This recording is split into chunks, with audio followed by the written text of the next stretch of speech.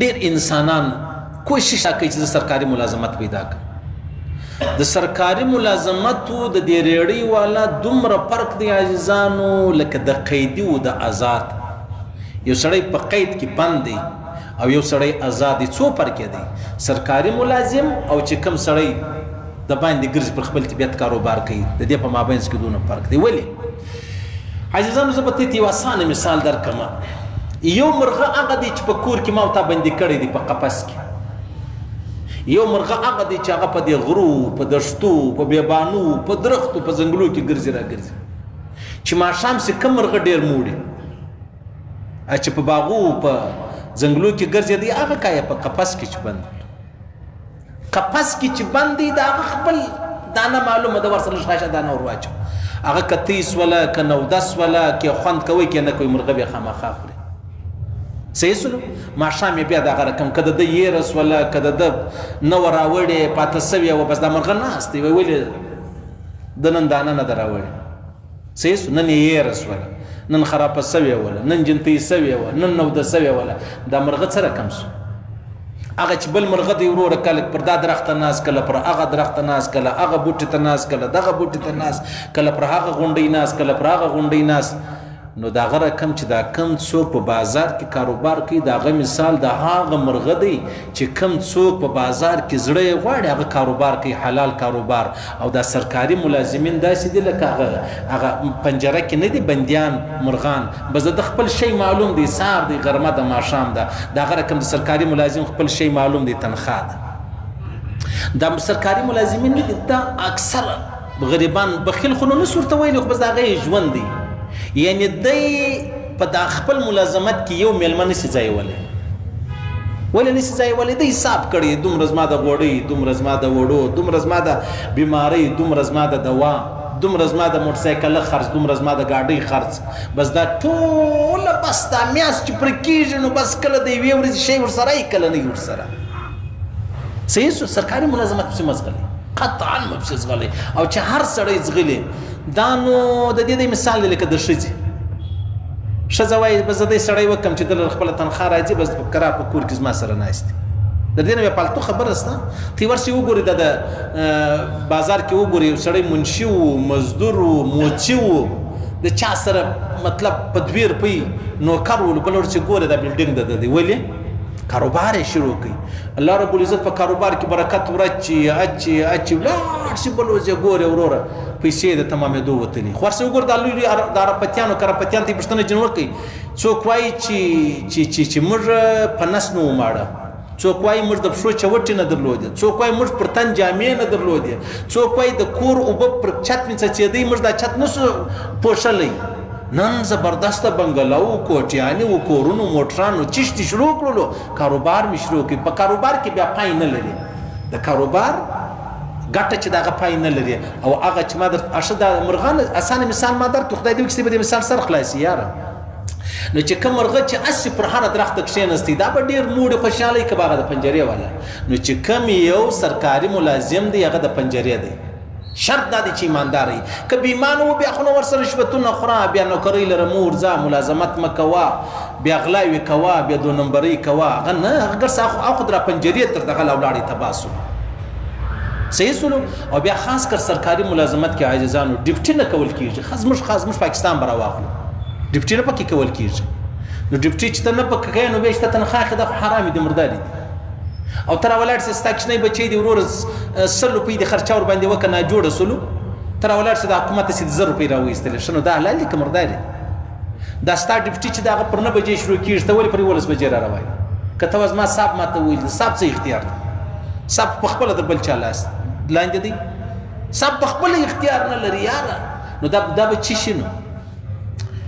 صحیح سو. سرکاري ملازمین یو پر هغه ټپوسټو دي 15-8 لک روپۍ تنخواه چې دی، خو ورسې که دی حرام ونه خوري ولا که د ګزاره ورباندې کېږي. یو خو بیخي الله والا دعوت و تبلیغ د یو پیر و مرشد سره به تعلق یې که نه ګزاره نه ورباندې کېږي، ګر سره نه ورباندې کېږي، خواهشات دي وروره، نفس دی، د نفس دنیا ده. نو لہذا سرکاري ملازمت څخه لاس واخلي. ډېر خلک موږ ته معلوم دي چې واده نه کوي. ولې واده نه کوي؟ سرکاري ملازمت نه لرم. ښه چې ملازمت نه لري ته به ناست یې در هغه ساعته چې ستا امزول یو هغه ورته ریړۍ چلوله نن ورسره دکان خلاص کړی دا هغه 4 زامن ستا دروازه کوزدا نه ده سوی نو چې د یو سړي فکر ګرد رالی و چیشته و ملازمت ته ودرېدی نو د هغه ملازمت نو بس د هغه د خدای دی نعوذ بالله بس کښېنه و د هغه ته چې هر وخت تا ته در پیدا سوله ډېر خلک کوشش درواغ پراډ دوکه یو رقم ملازمت پیدا شي ملازمت والله که خبره ده دا ملازمت مفتخوري ده دا 2 کسان یو چې چاله کرایه راځي دا مفتخور دی ناست دی او یو چې ملازم دی بس مورځه که ورځې نیمایي ټیم ورځه او ایمانداري مه پکې کوه بس د زما تنخوا چې دغه جاري ده تی ورسې یو ماسټر راواخلئ یو ډاکټر راواخلئ یو ملازم راواخلئ چې هغه خپلې نوکرۍ لره نه ورځي هغه خپله مطلب چې کومه ډیوټي د هغه لره نه دی آباد دي تی ورسې د غټ غټ کورونه وګورئ په کور کې د کینسر څو بیماران دي ګونګیان څو دي ړانده څو دي شل څو دي تی دا غټ سرکاري کورو کې وګورئ یو 2 کورونه 5 کور بنا حساب کو اکثره په دې مشکلات اخته دي هغه وجه دا ده چې تا د امت کور خراب کړي الله ستا کور در خراب کړي صحیح سو نو د الله رسول فرمایي بهترین کاروبار هغه دی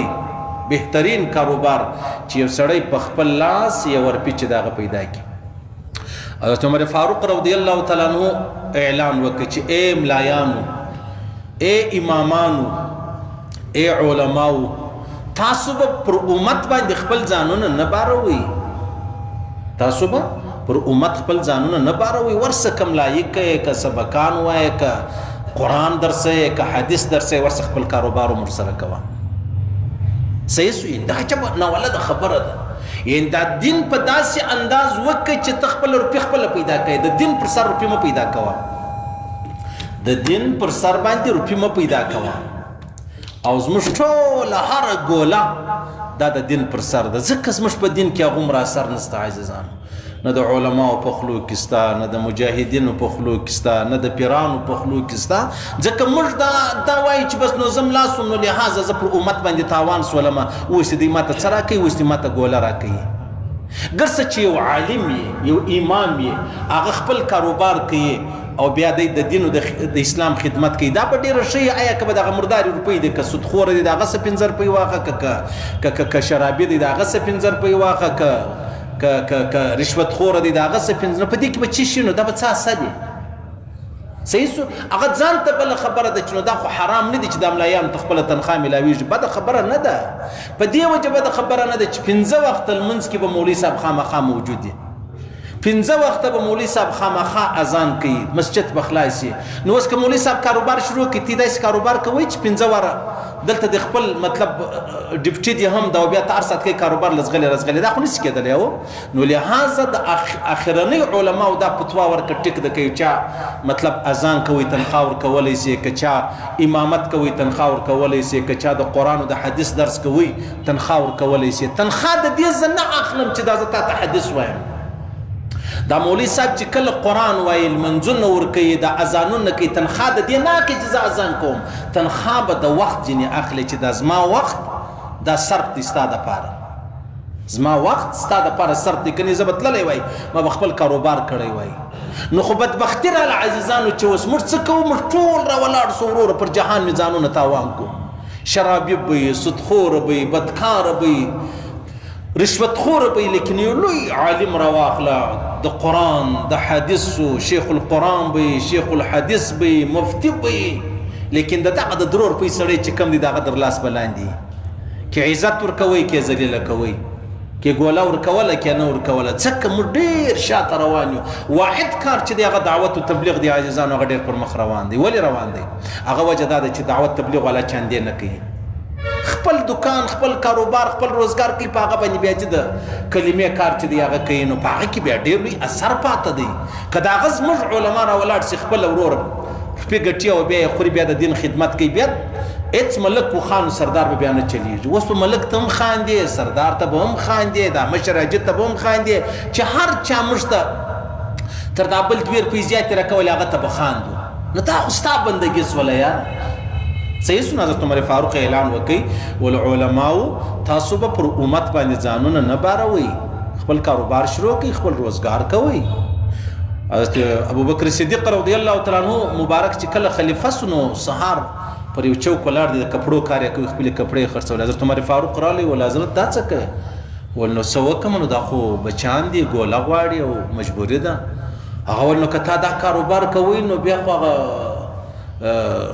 د مسلمانانو خدمتونه هغه خلافت و خبرې هغه به څوک څه ټیمې کوي نو ول زه څه چم وکړم ته ماته لار راورشه ول یاره ملګري کښېنوه صحابه کرام کښېنوه علما کښېنوه مشایخ کښېنوه پوښتنه به ځینې وکړه د بیت المال څخه دومره اخله چې څومره ستا ګزاره ورباندې کېږي بیا چې سره کښېنول مجلس وسو بیا ورته د بیت المال څخه دومره اخله چې ستا ګزاره ورباندې کېږي مستي نه زیاتوب نه ډېرې نه چې ستا ګزاره ورباندې کېږي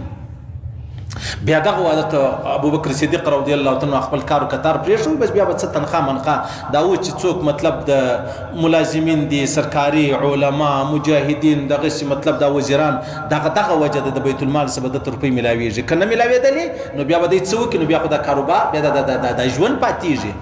د وطن جوړېده د وطن پر مخ تلل د خلکو خدمتونه د خلکو مجلسونه د خلکو مسایل دا خو پاتېدلې